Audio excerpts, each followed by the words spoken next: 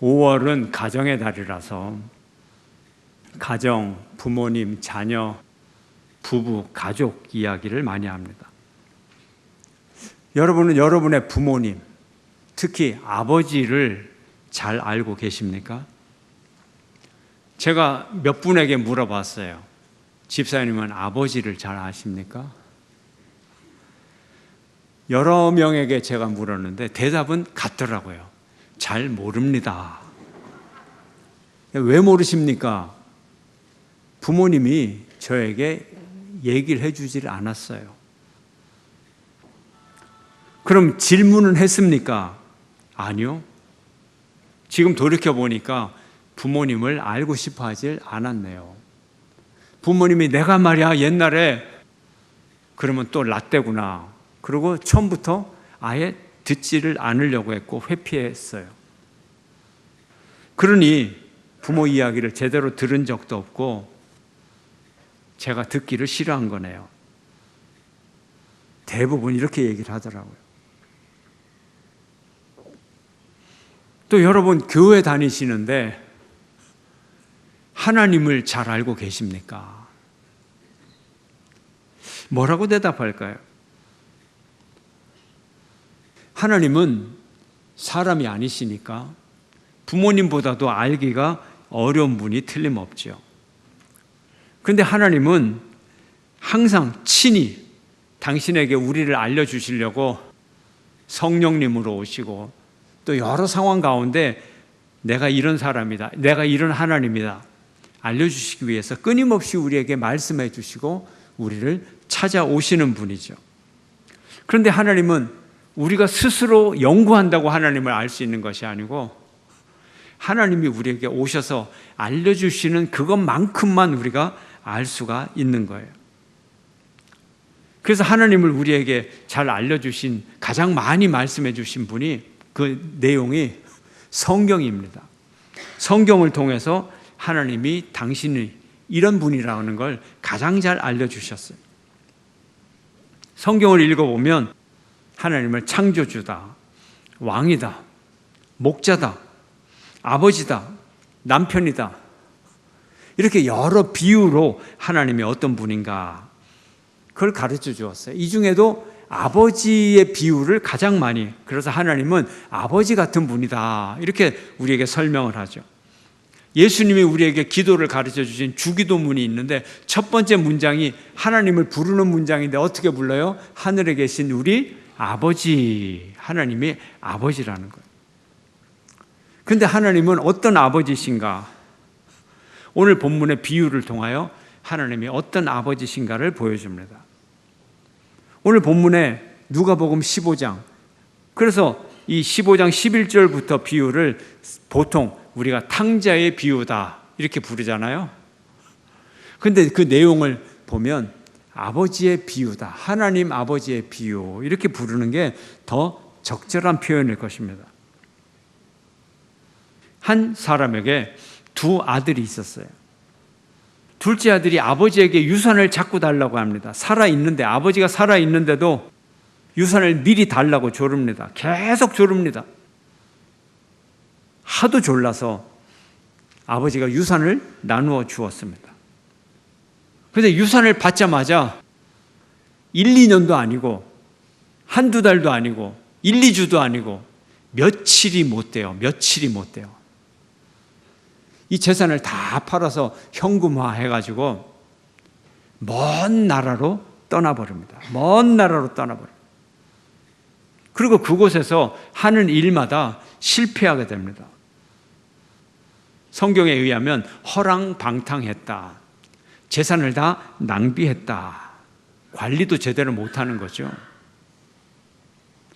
형은 돌아온, 나중에 나오는 이야기지만 이 동생이 돌아왔을 때 형은 뭐라고 얘기를 합니까? 아버지의 살림을 창녀와 함께 삼켜버린 놈이다. 그런 생활을 한 거죠. 창기와 같이 집요하게 유혹해오는 세상의 유혹을 이기지 못하고 다 탕진해버렸어요. 설상가상으로 흉년이 찾아옵니다. 그 나라에 불황이 찾아옵니다. 그래서 그 많은 재산을 다 낭비하고 자기 한 입 하나밖에 없는데 그 한 입 새끼 허기를 채우지 못합니다. 그래서 돼지 치는 농장에서 일을 합니다. 일자리를 얻을 수가 없어서 뭐 할 수 있는 게 있어야죠. 근데 하필이면 돼지 치는 농장입니다. 유태인들은 양 목장이나 염소 목장이나 소 목장이나 이런 데서는 일을 해도 돼지는 치지 않습니다. 돼지는 아주 더럽고 아주 사악하고 그런 나쁜 짐승으로 여기기 때문에 그래요. 그런데 유태인이 이 돼지 목장에서 일을 하게 되는 거예요. 그 돼지에게 사료를 주면서 쥐염 열매를 주면서 돼지를 먹입니다. 돼지도 짐승이고 사람도 뭐 척추류 같은 포유류 아닙니까? 너무 먹을 것이 없어서 돼지가 먹는 사료, 쥐염 열매를 빼앗아 먹으려고 하는데 주인이 딱 보고 있는 거예요. CCTV 딱 감시해 놓고서는 돼지 사료도 사람이 먹지 못하게 하는 거예요. 근데 받는 월급이 돼지 사료값도 안 되는 거예요. 그러니까 돼지 사료, 쥐염 열매를 먹으려고 하겠죠? 그것도 살 돈이 없으니까 정말 줄여 죽을 형편에 처하게 됐습니다. 돼지보다 못한 존재로 전락이 된 거죠. 그때 한숨을 푹 쉬는데 한 생각이 납니다. 17절 이에 스스로 돌이켜 이르되 내 아버지에게는 양식이 풍족한 품꾼이 얼마나 많은가. 나는 여기서 줄여 죽는구나. 아버지 생각이 번떡 나는 거예요. 우리 아버지 집에는 일꾼이 많은데 내가 지금 쥐염 열매를 사 먹을 만한 돈도 못 받는데 우리 아버지 집에서는 하루 일당을 받는 이 날품, 이 일용직도 이거 몇 배를 받고 있지? 우리 아버지 집에 가서 차라리 내가 일용직으로 취직하는 게 낫겠다. 이런 생각이 들었어요. 정신이 번쩍 들었어요. 아버지 집에서 일용직이라도 들어가자. 설마 나를 일용직이라도 받아주시겠지. 이런 생각을 합니다. 내가 일어나 아버지께 가서 이르기를 아버지, 내가 하늘과 아버지께 죄를 지었사오니 지금부터는 아버지의 아들이라 일컬음을 감당하지 못하겠나이다. 그러니 나를 품꾼의 하나로 보소서 하리라 하고 나를 품꾼의 하나로 써주세요. 취직 부탁을 하면 이에 일어나서 아버지께로 돌아가리라. 이런 계획을 갖고 아버지께로 돌아갑니다. 먼 나라로 떠났다 그랬잖아요. 그런데 이제는 아버지께로 돌아오는 길, 걷고 또 걷고 정말 먼 길을 걸어서 아버지 집으로 돌아옵니다. 이 아들이 동네 입구에 도달한 순간 아버지는 날마다 동네 입구를 쳐다보고 있다가 아버지가 아들을 먼저 발견하고 아버지가 뛰어갑니다. 아들을 안고 목을 비비면서 입을 맞추면서 아들아 잘 돌아왔다 환영을 합니다. 화가 렘브란트가 아들이 돌아온 장면을 이렇게 그림을 그렸습니다. 앞에는 돌아온 아들이 있고 껴안고 있는 분은 아버지고 또 오른쪽에 서 있는 빨간 옷 입은 사람은 형입니다. 큰 아들입니다. 한결같이 귀한 옷을 입죠. 빨간색은 왕의 색깔이에요. 왕이라는 뜻이 진짜 왕인지는 몰라도 왕만 입을 수 있는 색깔이 저 빨간색이에요. 그런데 집을 안 나갔으면 저 형처럼 둘째 아들도 왕처럼 빨간 옷을 입고 있었겠죠.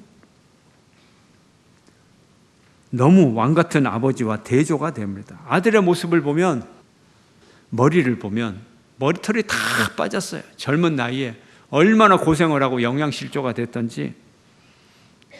아버지의 두 손이 있는데 아버지의 두 손 사이를 보면 네모 반듯하게 옷이 찢어져 있어요. 넓게 찢어져 있어요. 그 다음에 그 속에 상처까지 보입니다. 신발은 또 뭘 신고 갈게요? 오른쪽에 있는 신발을 보면 뒷굽조차도 반이 다 달아있고 발바닥조차 구멍이 뚫려서 발바닥이 그대로 보이고 그 속에 상처가 또 보입니다. 그런데 보면 오른쪽과 왼쪽이 또 바뀌어 있어요. 다 떨어진 신발, 오른쪽 왼쪽 구별할 수가 없는 거예요. 그런데 왼쪽을 보니까 넓적다리가 옷 사이로 보이는 거예요. 유대인들은 다리에 복숭뼈만 보이면, 이제 그 위로 종아리만 보여도 아주 수치스러워합니다. 근데 무릎이 보이고 넓적다리가 보이고, 이것은 완전히 빨가벗었다는 뜻이에요.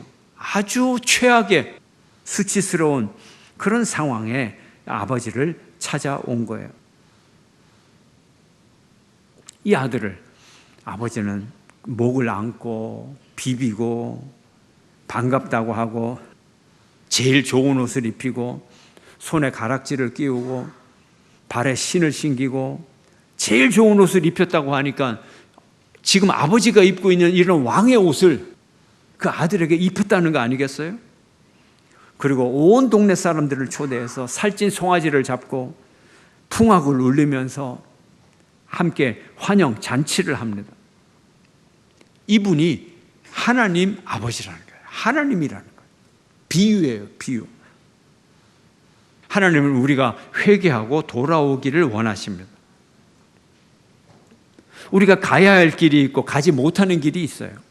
먹어야 할 음식이 있고 먹지 못할 음식이 있어요. 해야 할 생각이 있고 하면 안 되는 생각이 있어요. 해야 할 말이 있고 하면 안 되는 말이 있어요. 못할 말이 있어요. 살아가는 방법이 있고 그렇게 살면 안 되는 나쁜 방법이 있어요. 우리가 있어야 할 곳이 있고 있으면 안 되는 곳이 있어요. 세상의 모든 물건도 만들어진 목적이 있습니다. 물이 묻으면 안 되는 물건이 있고 물 속에서 사용하는 물건이 있어요. 우리 사람은 하나님이 창조하신 그 창조한 인생의 법칙을 따라 우리가 살아야 됩니다. 우리는 하나님의 품 안에서 살아야 돼요. 하나님의 집 안에서 살아야 돼요. 하나님의 말씀 안에서 살아야 돼요. 하나님의 생각, 그런 말, 그런 관계를 맺고 그런 음식을 먹고 그런 집 안에서 그런 장소에서 우리가 살아야 돼요. 이것이 창조의 법칙입니다. 하나님이 정해 주신 그 자리에 우리가 있어야 되는 거예요. 만약에 우리가 하나님이 정하신 그 자리에 없으면 우리는 그 자리로 다시 돌아가야 되는 거예요. 그 집으로 돌아가야 되는 거예요. 우리는 결국은 창조의 법칙을 따르게 되어 있습니다. 결국은 자연으로 돌아갑니다. 자연으로 안 돌아가려고 아무리 발버둥을 쳐도 우리가 죽으면 흙으로 돌아가고 우리가 먼지로 돌아가고 우리는 진토로 돌아가는 거예요. 자연으로 돌아가요. 내가 돌아갈 곳은 아버지 집입니다. 그곳이 쉴 수 있는 곳이고 그곳에 잔치가 있는 곳이고 그곳은 축제가 있는 곳이고 기쁨이 있는 곳이고 가족이 있는 곳입니다. 창조의 질서에 어긋난 삶의 방법들에서 우리가 돌이켜서 우리가 마땅히 가야 할 인생의 길들을 따라가야 합니다. 이런 길이야말로 우리 인생을 올바르게 하고 고쳐주고 행복하게 만들어주는 길입니다. 우리가 가야 할 최고의 길은 하나님께로 돌아가는 길입니다. 우리는 날마다 이 길이 하나님께로 가는 길인가 그 길을 고쳐야 되는 거예요. 방향을 수정해야 되고 목적을 바꾸어야 되는 것입니다. 지난주 오후 예배 특강 강사 신은경 권사님, 아나운서 신은경 권사님, 한때 깊은 좌절감을 맛보았다 했습니다.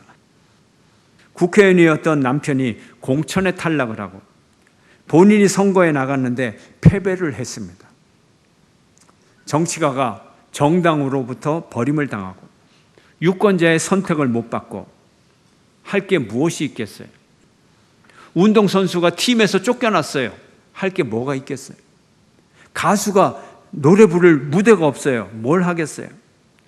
정치가에게 이런 위기가 찾아온 거죠. 나는 누군가, 내가 어떻게 살아야 되나 오랜 방황을 했다. 수년 동안 방황을 했다 그래요. 한 방송국에서 세미나를 열었어요. 하프타임 세미나.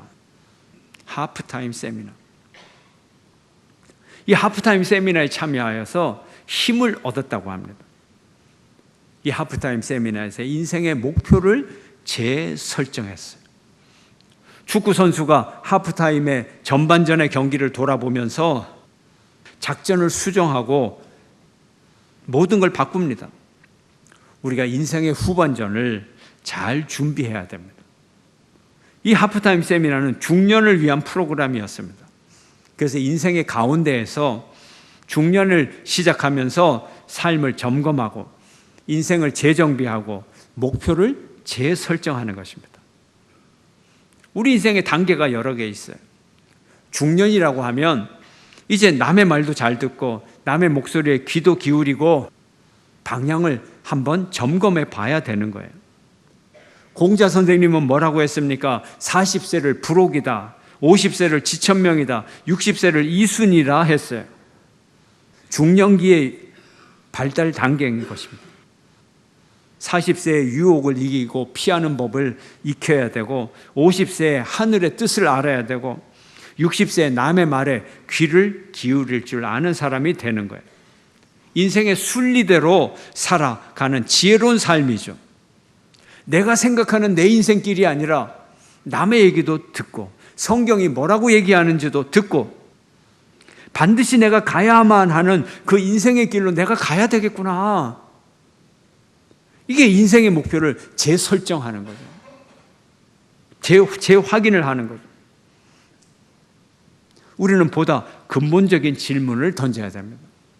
나를 만드신 하나님, 내 인생의 길이 어디에 있습니까? 내가 어디로 가야 됩니까? 내가 어떻게 가야 됩니까? 우리는 우리 인생의 목표를 재설정해야 돼요. 이게 회개입니다. 목표를 재설정하라. 이것이 회개하라는 말입니다. 인생을 돌이키라는 얘기예요. 회개는 여러 가지가 있어요. 지은 죄를 회개하고 용서를 구하는 거, 이것도 회개입니다. 삶의 목적을 수정하는 거, 이것도 회개입니다. 삶의 방향을 수정하는 거, 이것도 회개입니다.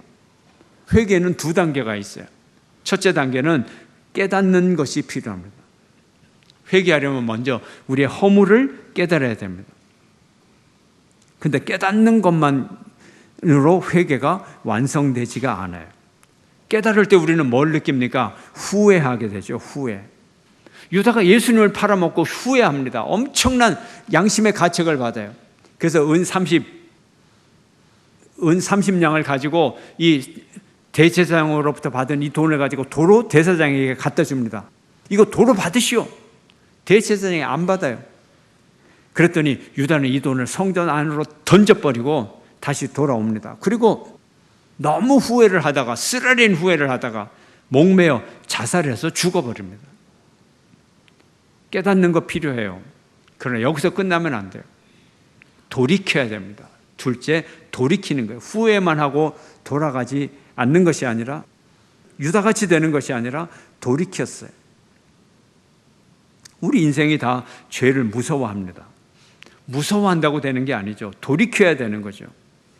이사야는 우리에게 이렇게 말합니다. 악인은 그의 길을, 불의한 자는 그의 생각을 버리고 여호와께로 돌아오라. 그리하면 그가 긍휼히 여기시리라.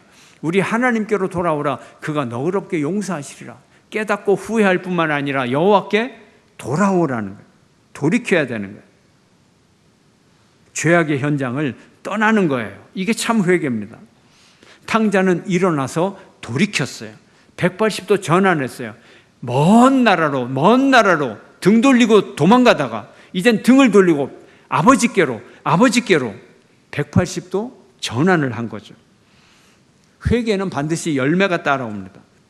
실행이 따라옵니다. 미국의 유명한 전도자 무디 목사님이 있어요. 무디 목사님이 집회를 하는데 한 청년이 찾아왔습니다. 청년이 말합니다. 내가 이 시내 한 가게에 점원으로 근무를 하는데 제가 도둑질을 했습니다. $1,500를 훔쳤습니다. 내가 목사님 설교를 들으니 너무 큰 죄를 지은 것 같아서 어떻게 하면 좋겠습니까? 근데 지금 가진 돈이 $950밖에 없습니다. 제가 일을 열심히 해서 마저 $1,500를 채워서 갖다 드려야 되지 않겠습니까? 이렇게 물었어요. 무지 선생이 가만히 생각을 합니다. 아니요, $1,500 꼭 채워서 갚지 마시고 지금 당장 형제가 가진 그 $950를 가지고 나와 함께 그 주인을 찾아갑시다. 이 청년이 머뭇거립니다. 제가 도둑질을 한 사실을 고백하는 것도 부끄럽고 미안한 얘기고, 근데 또 훔친 돈에 $950를 갖고 가는 것도 $1,500를 다 갖고 가야지, 그것도 제가 부끄럽기도 하고 또 미안하기도 하고 좀 망설여집니다. 무디 선생이 말합니다. 그러니까 내가 같이 가자고 하는 거 아닌가? 자네 입으로 말을 못하니까 내가 대신 다 말을 해주겠네. 그래서 같이 갔어요. 주인이 이 얘기를 듣고 깜짝 놀랍니다. 이 청년이 이런 청년이었어요? 성실한 줄 알았더니 도둑질이나 하고. 근데 또 놀랐습니다. 놀란 것은 회개하고 고백한 것을 제가 또 놀랐습니다. 형제의 죄를 내가 다 용서하고 다 없는 것처럼 다 받아주겠습니다. 이렇게 얘기를 했어요. 회개는 이렇게 즉시 돌이키는 거예요. 이런 조건 저런 조건 다 따지는 것이 아니라 즉시 돌이켜서 주인에게 가서 미안합니다, 죄송합니다, 죄를 용서해 주십시오, 즉시 돌이키는 거예요.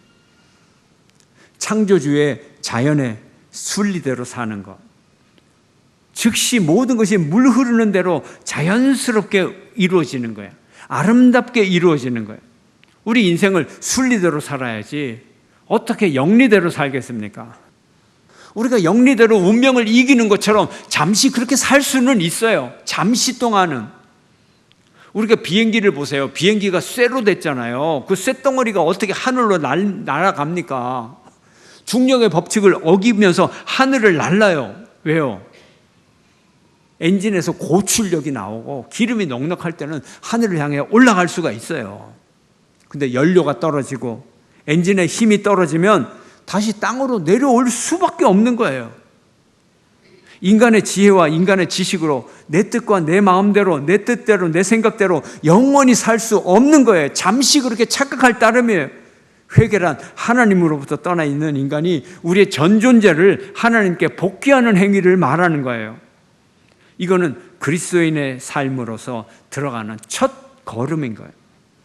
무엇보다도 하나님께로 돌아오는 첫 발걸음이 중요합니다. 하나님께 첫 발걸음으로 돌아오기만 하면 하나님이 함께 인도해 주시는 거예요. 회개는 첫 발자국이 어렵지 일단 발을 옮기고 나면 처음보다 쉬워지는 거예요. 우리 교회 전도 행사를 통하여 우리 교회에 와서 예수님을 처음 믿으시는 분들 다들 은혜 받고 능력 있는 그리스도인으로서 축복된 삶을 다들 열심히 잘 살아가요. 첫 발걸음만 하면 쉬운 거예요. 어렵지가 않는 거예요. 하나님은 잔치를 여시는 아버지십니다. 그 못난 아들, 그 냄새나는 아들, 더러운 아들이 돌아와도 아버지는 껴안고 환영하시면서 잔치를 열어요. 축제를 열어요. 기뻐하세요. 춤을 덩실덩실 춤을 추세요. 하나님께로 돌아가는 길은 축제의 길입니다. 기쁜 잔치의 길입니다. 기쁨과 행복의 길입니다. 이 자리에 계신 여러분 모든 분들이 하나님께로 돌아오는 그 아름다운 회복의 역사가 있기를 주의 이름으로 축원합니다.